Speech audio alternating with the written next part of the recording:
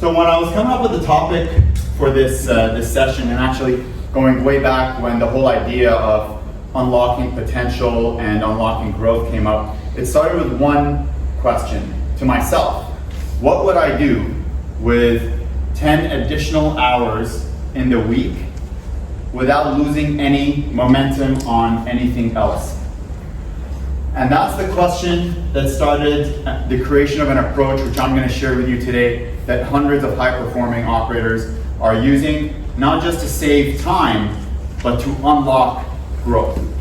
So coming out of today, what you're going to walk away with is how to spot your time drains, an approach to automate the right things to unlock growth, and when it's appropriate to use AI, when not to use AI, and how to use AI. Now, I threw the QR code over here. This QR code takes you to an AI guide that you're welcome to scan and download now. I can also show you how the flow is after you click on it if you can't get there, but I'm also going to show it at the end of the presentation. So scan it now, scan it later, come up and talk to me. It's all good. I'm also going to leave a special bonus at the end of the presentation. Before getting into the talk that we're going to talk about, I do want to share a bit of context. There are a ton of tools out there today. And Rally Catering, App H Rally Catering is one of them. And in the intro, it was shared that we automate the intake through to fulfillment, and this is mainly on direct order catering. And I could come here and talk to you about that tool. There's also a bunch of tools that Nora, I don't know if you were at Nora's presentation yesterday, she shared a whole bunch of tools that were spot on, they're awesome, they're great for professional and personal development and growth. Christy Osborne earlier today shared about AI. She went really deep into the AI world. There's a ton of tools. However, it can be overwhelming. And with so many tools, what I'm going to talk about today is the framework and the process of knowing what to start with, knowing what to tackle first, so that you're not standing in front of a whole bunch of shiny objects and a whole bunch of things that say, hey, this will do great things for you here, this will do great things for you there, so that you can go ahead with confidence and pick the tools and pick the solutions that you want to pick. A little bit about me first. My professional career started at Ernst & Young at EY.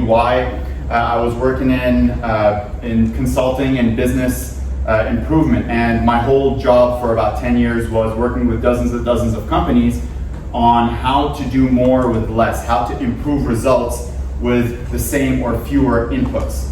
It was very fulfilling, and in about 2016, I partnered up with a front of house manager, and we took a real deep dive into the hospitality world. And what we wanted to do is unlock and solve the problems and the pains that were being experienced in that realm.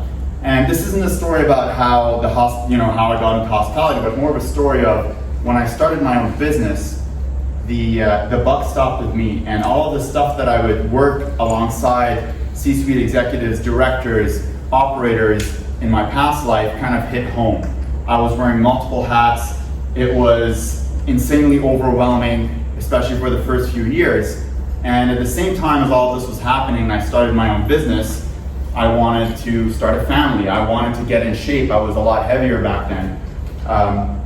And there were some weeks that I would work endless hours and look back at the week and ask myself, oh my God, like what happened that week? Did the needle really move forward? And it was just hard. And that was a bit of the starting point of needing to understand how to do things better. It was why I'm here now, and just why I developed the framework that I'm going to share with you in a moment. It's the reason that I'm able to dedicate a few days to this conference. It's the reason that I was able to, right before coming here, spend a few days disconnected with my family camping. And so without further ado, I'm going to get into it. So my promise to you right now is for the next 20 so minutes, I'm going to share everything that I know about unlocking time and unlocking growth. And then at the end of the presentation, I'm going to share something that's going to add even more value, especially if you are a caterer that does direct order catering.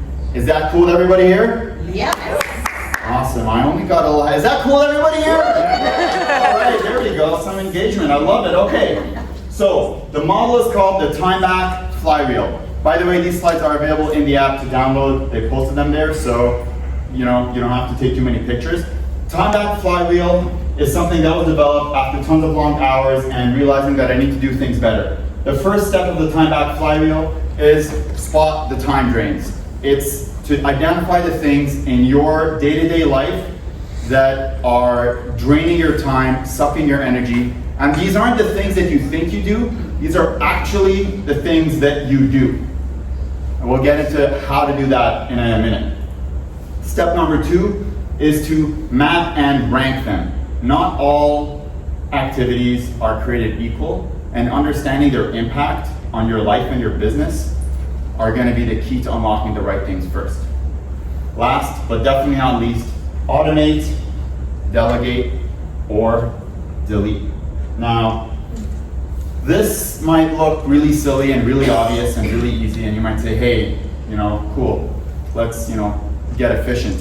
But I've sat around rooms, dozens and dozens of rooms with hundreds and hundreds of people, and it is, when you actually get into it and start writing things down and do the exercise, it is really hard. You start to realize that there are things that in your the back of your mind, you didn't really capture, you couldn't encapsulate without actually going through the work and thinking about it in an active way. So I'm going to get into the time back flywheel and show you exactly how you can execute on it. There are a few realities I want to paint the picture for caterers here today. Question to the crowd, how many of you run your own businesses? Show of hands. 2, 3, okay, 4, 5, okay, not a lot. What about teams? How many of you run teams? Quite a few people that run teams, cool. This is all going to be relevant for you. It'll be relevant for others as well, but I just wanted to get a sense. One more show of hands, how many of you feel like you're wearing multiple hats? You're doing operations, finance, budgeting, logistics. Okay, most people in the room. For those of you who didn't put your hands up, it's probably because you're into the Smarties, right? Smarties? At the back, there's Smarties up front if you want. So, those of you that are wearing multiple hats, if you're doing it successfully and your teams like working with you and you're making business work, you're a special person. You are superhuman. You're doing things that a lot of other people can't do. And the key here to celebrate your superhumanness is that your superhuman power is a waste if it's going towards the wrong things. You know that superhuman feeling when you build that relationship, when you close that huge deal, when you won that big thing, the things that got you into the industry in the first place. But the reality is that your passion that got you in isn't all of the hats that you're wearing. It's 1 or 2 or maybe a few of the hats that you're wearing. But some of the other hats are just necessary things that you have to do to keep the business running. So those things that don't move the needle are going to take space from the things that do move the needle. Second reality here, and I'm going to share the second reality in the form of a story. This is a story about one of the most successful caterers in my city, Ottawa. His name's Adam. His location is BB's. He does a killer catering. His product is incredible. He's a really good operator. And I sat with Adam, because there's other caterers, there's a lot of competition. I said, Adam, how come you're at the top of the list? You're always the one who's killing it and you're growing like crazy.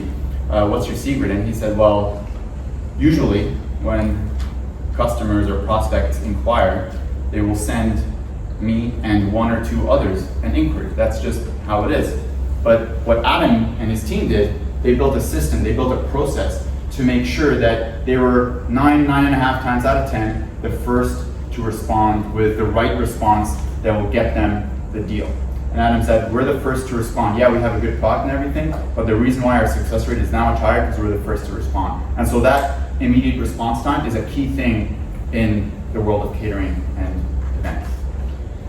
So ask yourself, how long does it take you to respond to inquiries? Is it hours? Is it minutes? Is it when you get to the email? That's key.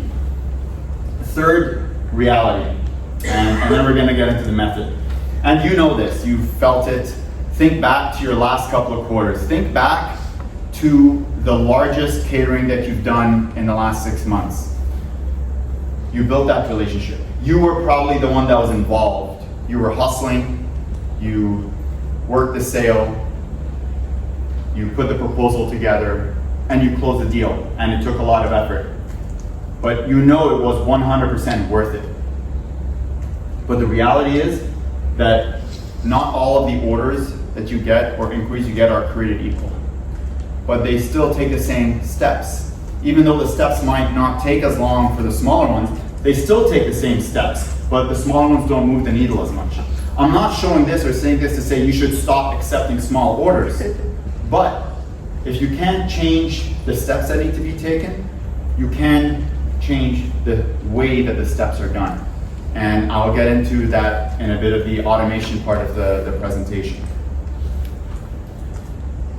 All right, where all of this leads to, and where all of the conversations that I've had and working with operators and clients, it leads to this. I always ask them, hey, do you want to grow your catering business? And most of the time they're like, yeah, I do want to grow my catering business. And I ask them, what's stopping you? What's getting in your way from growing your catering? And I get a variety of answers. Well, I need to spend a bit more time, working on my sales, refining the pricing and product, the strategy. I want to actually build time to call my biggest catering opportunities from 6 months ago and ask them if they have more business. I need to do all of this. I need to unlock this. But at the center of all of it has always been time, especially for those that are wearing multiple hats. Creating the time to grow, work on the business, work on yourself, be the best version of yourself has been at the center of a lot of pain of growing catering. So with that, and for all the people that are running teams, that are running their own businesses, you need to have no doubt that you are the MVP of your business or your team. Your time is so powerful. Where you put your energy is so powerful, and so it absolutely is worth questioning, am I putting my energy and my time into the right things? Am I getting the most leverage out of my energy, and am I the best version of myself when I show up doing the right things that I should be? And so with that, we're gonna get into the how of the time back flywheel. Are we all ready? Yeah. All right, okay, let's get into it. So, step one of the time back flywheel. Spot the time drains. This is super easy and super simple. Like I said, it's gonna look completely ridiculous, but you're gonna do it and it's gonna blow your mind. I do this exercise, by the way, once every year. Everybody on my team that works directly with me, at some point within their first 12 months, I'm gonna sit down with them and I'm gonna say, get a piece of paper and draw 2 vertical lines. Sometimes I'll even simplify it and say 1 vertical line if they're being a little bit stubborn. And on the left side, admin, middle, management, right side, growth and strategy. And what you're gonna do is write down all of the things that you do in a given week or month that fit into each of those categories: admin, management, strategy, and growth. Now, if you haven't guessed it or saw it on the previous slide, the strategy and growth stuff that you do, those are the things that are gonna drive the needle forward. Those are the things that are gonna grow your business.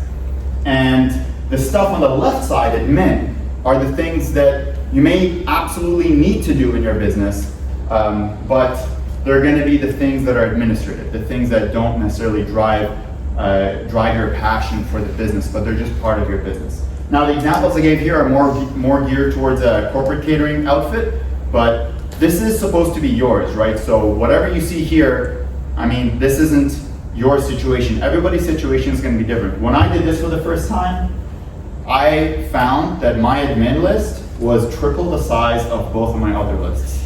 And it blew my mind, because before I wrote things down, I thought to myself, okay, no, like I'm the CEO, I'm working on big stuff. I'm really important. I'm working the big clients. I got like this big phone call to make. I'm gonna close that big deal. But then when I wrote down what happens week to week, day to day, it blew my mind, because I didn't realize how many things on the admin list that are just small, but they add up. They're micro tasks that add up, that I'm ending up doing them myself, and I didn't challenge them. There's one more layer to this, and this layer is optional, but I do encourage to do this. Take a highlighter. They don't have red highlighters, so maybe orange and green, and highlight in green the things that you do that bring you energy. The things that you do that drive your passion, that if you wake up on a Monday or on a Sunday or on a Saturday and you're like, I'm gonna get into these types of things, they make you excited. They're like, this is what I got into business in the first place. This is the stuff that I love to do, but also that drives the business forward. They're energy giving. And then with a different color, highlight the things that you hate doing. The stuff that you may even find yourself procrastinating. The stuff that drains your energy. And know this,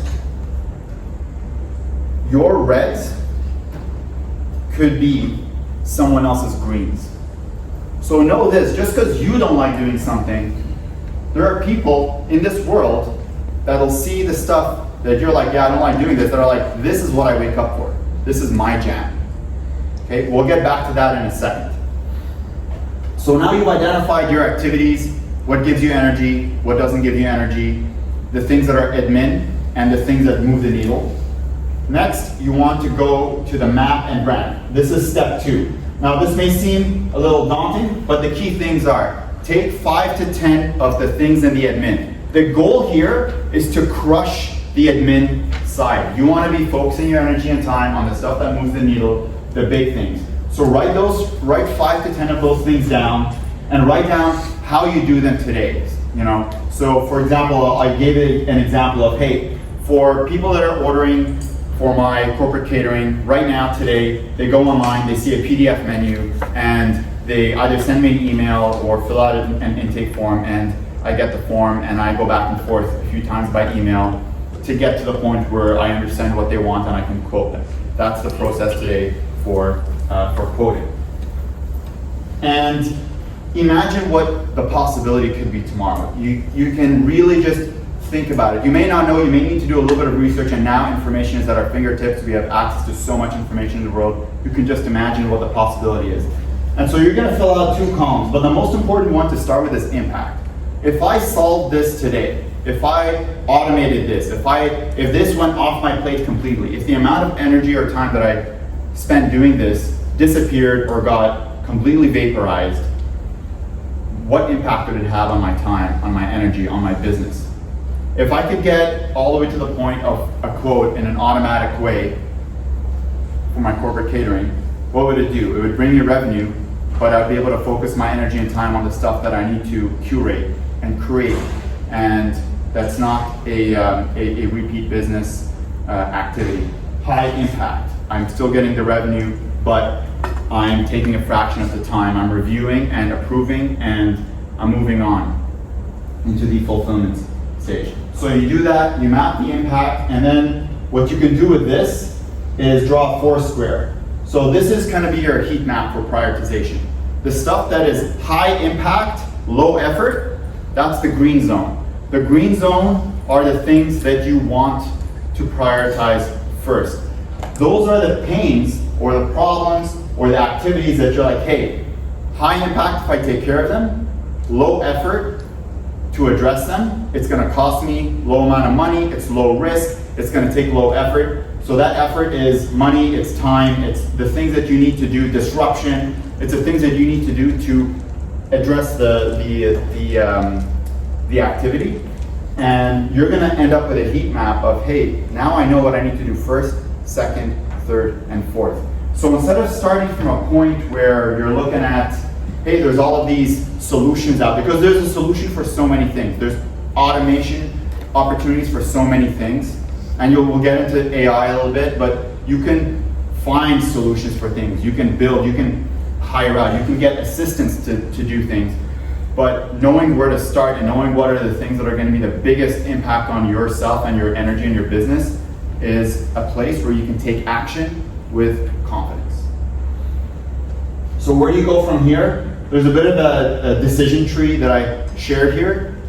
A lot of people think, hey, do I automate it or do I not? It's actually not a 2 decision. One of the most popular things that I ask is like, hey, is this something that is adding value to your business? Because we don't question that very often. We say, we need to do this thing, we do it. We've always done it. We had a recurring meeting that we did and a report that we used to do for a long time. And I never stopped and said, hey, how much value does doing this activity actually add to the business? We do it every week, we meet up, Like everybody knows their metric, their scorecard, they know what they need to be doing. Do we still need to do this? No, delete it. Don't even do it. If it's not adding value, if it's not doing the things that you need to do for yourself or for your business, get it out of the way. Challenge it. Can it be automated?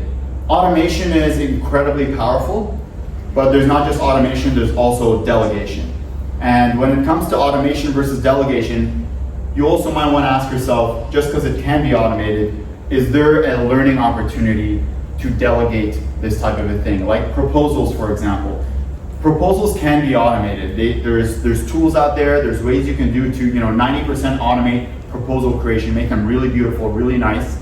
But you may, if you're hiring people and you've got a new person coming in once a month or once every couple of months, you may think to yourself, you know what, I'm gonna get all of our new hires to work on our proposals and do it semi-manually and understand them and learn them, because by doing that, they're gonna actually learn our product and learn our business, and they're gonna actually get on-the-job training as part of the process. So those are some reasons why you want to challenge automation. Okay, so AI. How many of you have used AI before? Okay, how many of you use AI once a week? Once a week, okay, most of you, okay. AI, and when I say AI, there's such a vast range of what AI is. There was even a session earlier today by Christy on AI, and it was a really good one. And we have an AI handbook that we're giving out. AI is not just for the Silicon Valley nerds, it's actually something that everybody can use and should use. And it's a choice whether you want to adopt it or not, but as time passes, there's going to be a very distinct line between the humans that wield AI and add their human touch to it versus those that are not doing it at all. And that divide is going to get greater and greater. There absolutely is a right way and a wrong way to use AI. Like, you don't want AI to take away your authenticity, but you also don't want to let that make you fearful of harnessing AI in the right way. The guide that we have is going to have a ton of examples of when and when not to use AI, but some of the stuff that you don't really want to put AI at the forefront is if you're writing a heartfelt letter to a client to say thank you. You want that to come from you. Doesn't mean you don't use AI to polish the language of it, but AI is your sous chef, not your executive chef. So you use AI for what it's good for. It's great for polishing language. It's great for writing. It's great for scaling, for checklists, for research. And if you're using ChatGPT, there's a feature called deep research where you can go really deep, give it a few variables, and I'll actually give sources and give you a whole bunch of information about a market, an industry, even a single particular client. And that's something that we use when we're going in with large clients. We actually go do a deep research on everything there is to know about a client or an organization and then work from there. It's good for social posts. There is a methodology on getting AI to use your brand voice. So that's something that absolutely is necessary, and we include a bit of that. How do you personalize AI so that it knows who you are and what you care about? So look into that. There's some really advanced things AI can do today, and in our company, I'm probably one of a few people that spend 2 hours every single week dedicated to, hey, what's AI doing now? Like, what kind of automated workflow? There's AI agents. You can get, AI to take care of seemingly impossible things, start things on their own Monday morning, and then shoot you a whole bunch of stuff that you would otherwise have to manually do, and it'll do that all by itself. It's pretty incredible. I'm not going to get into that right now. But again, you can email and I'll give you a few tips and a few tools. There's a lot of workflow applicability with AI. So some of the easier tools to use relatively is Zapier. So you can actually build workflows. So if this, then that, or if this event or action happens, then do that, add this to the spreadsheet, create this hot sheet. Or you can even integrate ChatGPT into those workflows. So there's a lot of really cool advanced things to do. But at the end of the day, don't fear AI, use it, harness it, but do it responsibly and don't let it take away your authenticity. All right. My clicker's still working. Maybe not. Let's bring this all together. Step 1, spot the time drains. Step 2, map and rank them. And step 3, automate, delegate, or delete. The hardest thing of this is to actually start, is to draw that line on a piece of paper and write down all of the crap that you do that you're like, oh, I didn't realize that I do all of this crap, and start to think about what you can take off your plate. What red highlights are someone else's green highlights. That's what virtual assistants are for, or real life assistants are for. What stuff can you automate? What can you give to a tool? What tools should I look for? Start it. You could do it on your way home tomorrow. Maybe not tonight, because we're all going to have a good time tonight. You could do it on your way home tomorrow. You could start that exercise right away, and then don't forget to take action. The hardest thing is to take the action, and it is way easier than you imagine in your head. And we procrastinate all sorts of things all the time. So draw that line, start writing things down, circle, highlight, I don't care, doodle the things that you know that you want to solve, and take that action. I'll leave you with a few examples of real businesses with real outcomes that have been able to automate successfully. My friend Amir at Grounded Kitchen, he's a hospitality guy through and through, and he digitized his ordering for catering and for his kind of same day ordering. Now he's a guy that was kind of anti-technology and didn't want to take away from the personal touch, and he maintained that, but he didn't kill it with technology. He just went to all of the office buildings. He has 3 big office buildings. He went to all the offices and said, hey, this is my menu. It's digital. You can order directly from here. It's got images. It's beautiful. And by doing that, he actually created a lot more traffic flow to his website, his brand, got more orders in, and then more people started visiting his brick and mortar location. Incredible story. Rishi at Mercatino, catering business. They do a lot of corporate catering, and they were drowning in admin from the intake process because they had a really manual intake process. It was forms, it was back and forth emails all the time. For a lot of orders that did not need to be back and forth email, people knew what they wanted. They wanted to see the menu. They wanted to see, hey, this is how many people I have coming to my event. I have a board meeting, I have a conference, I have whatever it is. And he had all of the custom questions built into his intake flow. It took away all of the admin from that intake process for him, and that unlocked his time to be able to work on RFPs, to be able to build those relationships. He recently served the Calgary Stampede. He's been winning tons of new business and killing it after digitizing that intake process. Last but not least, example I want to give you is Manuel from Saatchi's. They do lunch school ordering, and because there's hundreds of kids and hundreds of orders every single day and every single week from parents, he automated that whole process. He was drowning in broadsheet land, and so when he automated how the orders get to the broadsheets that his kitchen needs to prepare and his fulfillment team needs to get ready every day, it unlocked his time, and he was actually able to work on his menu and his product and have a successful business. He was underwater before automating all of that stuff. And with that, I want to leave one message to this room that got me really excited. I was thinking about this for the last couple of weeks. With all of what's happening with AI generated videos, voice support, it's pretty wild, and it's only going to get wilder. Plus robotics, it can be pretty scary to think that the world is going into this era where humanity is disappearing.